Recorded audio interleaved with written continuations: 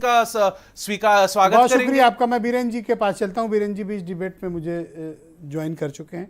बीरेन जी, सरकार ने 100 दिनों का एक एजेंडा अपने लिए तय किया है। आपके पास जानकारी है कि वो कौन से एजेंडा हैं जिन पर सरकार काम करना चाहती है, और वो कौन से ऐसे इशूज हैं जिनको तत्काल इमीडिएट प्रभाव से उसको एड्रेस करने की ज़रूरत है? बिल्कुल, ये सरकार ने 100 दिन के कार्य के लिए कहा है कि सारे लोग अपने विभाग में 10 ऐसी चीज़ों को प्राथमिक सेक्टर बना लें जिस पर 100 दिन में कुछ काम करके दिखाया जा सके। और योगी सरकार चूंकि कंटिन्यूटी में चल रही है, 5 साल वो रही, अब उसको ये देखना है कि वो अपने कामों को और जनता के बीच कैसे लेके जाए। अब वो पिछली और सरकारों को दोष नहीं दे सकती, तो अब उसके सामने एक्सप्रेसवे बनाने की, पूरा करने की चुनौती है। इसके अलावा अगर आप देखेंगे तो भ्रष्टाचार जो बहुत बड़ी समस्या रही है, जिस पर आज कार्रवाई भी कुछ देखने को मिल रही है। एक डीएम और एक एसपी, इनको सस्पेंड कर दिया गया है। तो ये जो समस्या है, ये एक बड़ी समस्या है। मैंने पहले भी कहा और लोग जानते हैं कि भ्रष्टाचार की गंगा हमेशा ऊपर से बहती है, नीचे आती है। अगर ऊपर छेद बंद कर दीजिए तो नीचे स्वाभाविक है कि भ्रष्टाचार खत्म हो जाएगा। योगी सरकार इस संकल्प को लेकर आगे बढ़ी है। अगर हम समाज में जो चुनौतियां हैं उन पर नज़र डालें तो बेरोजगारी, बिजली व्यवस्था, गरीबी, दवाई, अस्पताल, रोटी, कपड़ा, ये सब हमारे सामने चुनौती है। एक ज़माना था, मुलायम सिंह ने नारा दिया था कि रोटी कपड़ा सस्ती हो, दवा पढ़ाई मुफ्ती हो। तो ये नारा आज भी सस्टेन करता है। ये हर सरकार, हर युग में रहेगा, क्योंकि उत्तर प्रदेश एक गरीब प्रदेश रहा है, किसानी पर आधारित प्रदेश है। हमारे यहाँ संसाधन कम है, तो हमें सरकारों की ईमानदारी और उनकी इच्छा शक्ति अगर मिलेगी तो ये प्रदेश तरक्की करेगा। और संयोग है कि जिस चीज़ के लिए बीजेपी ने संघर्ष किया, संयोग से देश में और उत्तर प्रदेश में सब जगह बीजेपी की बहुमत की सरकार है। उसको कोई भी फैसला लेने से कोई रोक नहीं सकता। वो 50 दिन में, 100 दिन में अपने एजेंडे तय कर ले।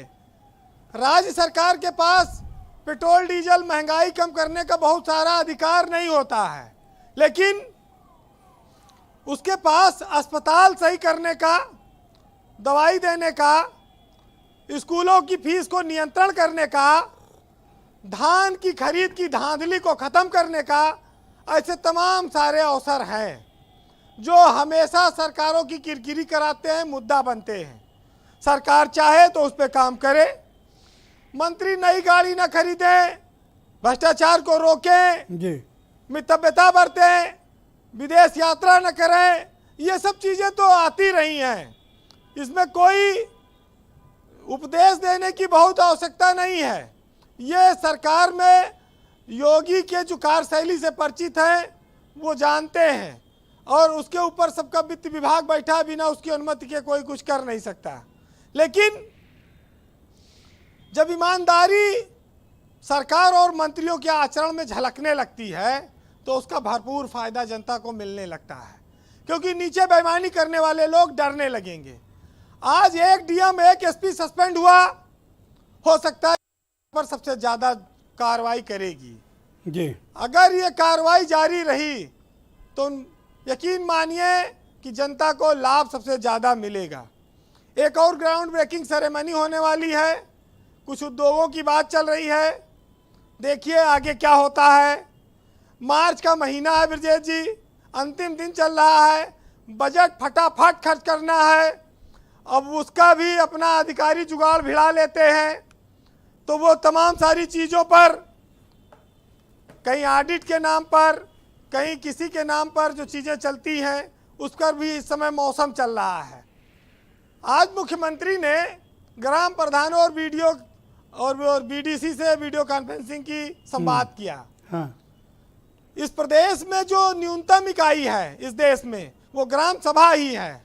वहीं से हम लोगों को विकास के नई जीवन धारा दे सकते हैं, भ्रष्टाचार पर रोक लगा सकते हैं।